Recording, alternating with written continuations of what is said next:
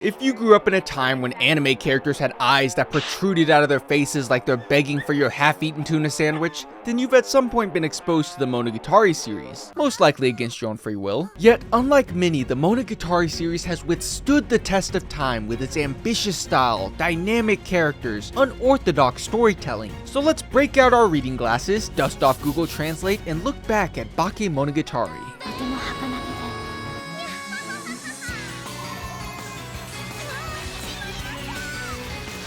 I love you.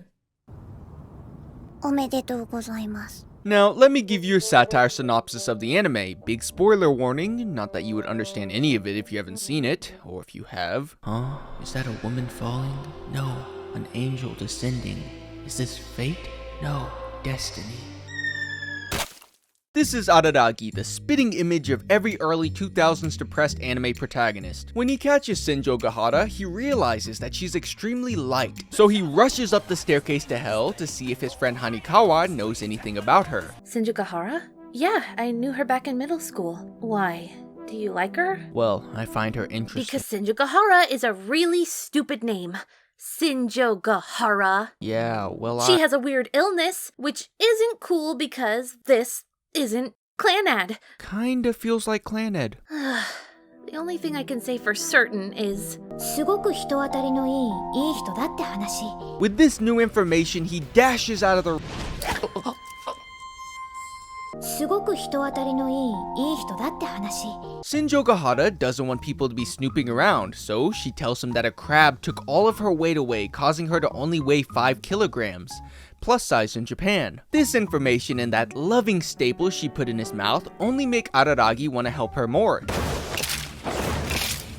Is that a fucking protractor? To get her to trust him, he reveals that he's a 1/10 vampire and knows someone who might be able to get her back to normal. Senjo Gahara, being the first person to ever want to regain their weight, goes to Oshino, who starts a ritual asking normal questions you might hear on a first date. 今までの人生で一番辛かった思い出は When Senjo Gahara was very sick, her mother, desperate for help, joined a cult, watched them as they attempted to assault her daughter, even took all their money, leaving them in great debt before leaving them. Hey, maybe next time just give her a violin like everyone else. Time for the twist. The crab took these memories away from her so she wasn't weighed down by them. She asked for her memories back because hiding from the truth is not the solution to the problem. Interesting fact about crabs. Did you know that crabs weren't heavily affected by the 2008 housing crisis? Araragi has left home, not wanting to spend Mother's Day with his family. But who cares about any of that? Senjo Gahara is saying she'll do anything he wants. 彼女が欲しいとか。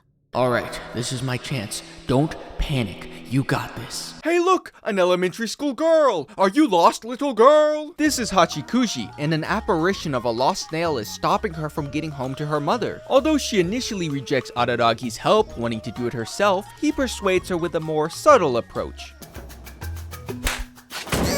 Despite walking towards the address for some time, it's impossible for them to reach their destination. Time for the twist. Hachikuji is not a little lost girl with an apparition of a snail. She is the lost snail, seen only by those who don't want to go home. Meaning this whole time, Senjo Gahara couldn't see her. Backstory. Hachikuji's parents were getting a divorce, so she decided that it was up to her to fix their relationship all by herself. Oh, sweetie. You're the reason for the divorce. She died. But by finally accepting help, she finds a way to make it home. Ugh! What's wrong with your neck? Interesting fact about snails. Once a year, unlike humans, snails don't have to pay federal income taxes. Enter Kanbaru. She idolizes Senjo Gahara. No, that's too vague. If Senjo Gahara dropped a single yellow fun-sized peanut M&M on the floor, Kanbaru would lick it off the ground and thank her for it. She has a peanut allergy. Although they used to be friends, after discovering Senjo Gahara's keto diet, she was given the box cutter treatment and left her alone. While Araragi was heading home that day, oh, look. Wait! This anime has fight scenes? I wonder who that strange person who attacked Araragi could have been. Kanbaru has a monkey's paw, which is basically a genie's lamp, but every wish has a terrible twist. The wish she made was to become close with Senjo Gahara again. Also, 私はレズなのだ。To cure her monkeypox, since it won't go away until her wish is fulfilled, they go to Oshino. Time for the twist. She doesn't have a monkey's paw, but the rainy devil that grants the true desire of the user, aka being the fat best friend that stops her from talking to guys. Luckily, Araragi has a plan. Not a great plan. Suddenly, Senjogahara shows up saying that if you kill him, I'll kill you, making her wish impossible to grant. Any closing remarks, Kanbaru? 私は船長が原先輩が好きで。そう、私はそれほど好きじゃないわ。 Yikes. Interesting fact about monkeys, did you know that monkeys are the ancestors of other monkeys? This is Sengoku. Her, like every other breathing female within a 5-kilometer radius, has the hots for Araragi, which is why when her best friend's crush confesses to her, she of course respectfully declines his offer. Her best friend, heartbroken, casts a curse on Sengoku. It was clearly her fault, filthy whore. This is when Araragi's damsel in distress alarm goes off, so they begin exorcising the snake curse. But now, just what are you going to do about the second one, Onoki? Time for the twist. The boy she rejected also cast a curse on her. Are these things just lying around? After Araragi does a bit of self-sacrificing, the snake returned to the nice young man who cast the curse, but I'm sure he's fine. Interesting fact about snakes. Did you know that the first animal in space was not a snake? Time for the final arc. にゃにゃめ77度のにゃらびでにゃくにゃくいにゃにゃくにゃにゃはんにゃにゃじゃいにゃにゃくにゃらべてにゃがにゃがめ。 Yeah, that one. Remember Hanikawa? Her father beat her this morning. 叩かれたことを納得できるだけの理由を話してあげなくちゃダメ。 He also didn't tell her why. This cat form is the amalgamation of her stress that only comes out after so much stress is built up. This happened once before, but Shinobu used Drain Bite to postpone the problem. This time, the stress built up far quicker because of time for the twist. The stress of being in love with Araragi. This information, of course, surprised no one, except him. The stress of Hanikawa's unreciprocated love has been building up to its breaking point. Unlike Senjogahara, she didn't have it in her to confess to the one she loved. Oh, look at the time on his very real arm with a drawn-on watch. Shinobu, use Drain Bite! That may have been the most unnecessary flip of all time, and if you pause here, she's wearing nothing but a band-aid. Don't ask why I paused here, ask why you didn't. Interesting fact about cats, if one were to fall from the top of the Eiffel Tower, it would die. Now, if you're a Monogatari connoisseur, then you probably noticed just how much information I skipped. This is because I excluded the details that I didn't spot my first time watching, but only after I looked up everything and watched hour-long videos explaining everything did I understand that the beauty of Monogatari is in the hidden details. I am no deep diver, nor am I the most observant human on the planet. When I'm watching the intro, I'm not thinking, the ripples represent the effects on one another. I also notice that his ripples are larger, implying the amount he affects her is much greater. What I am thinking is 99% of the show consists of the main cast sitting around talking about what appears to be nothing. But it's what's within every single one of these conversations that if you don't pay attention, you might just miss. The lies, character flaws, the masks of these characters, but then suddenly, without warning. こっちを向いてください。 What? Why is she taking her clothes off? I've never seen fan service be so meaningful in an anime, and I've seen Infinite Stratos. Virtually no fan service goes without meaning. When Sengoku was being snaked, you may not have realized that while one snake was constricting her, which represented the desires of her friend, the other one was assaulting her, which represented the desires of the boy she rejected. And What? What? Why am I watching this? I almost figured it out. The scenes that appear to be fan service deepen your understanding of the characters. Senjogahara sitting down may have been the most necessary shot of the show. But remember, if you dive deep enough, you'll find something eventually. Wait, while talking, they're surrounded by books. Books? Books rhymes with cooks. Cooks? The one who cooks? Heisenberg! Heisenberg! That being said, the Monogatari fandom has either dove so deep that they're on the verge of discovering the meaning of life, or about to say that these staplers having sex is integral to the plot.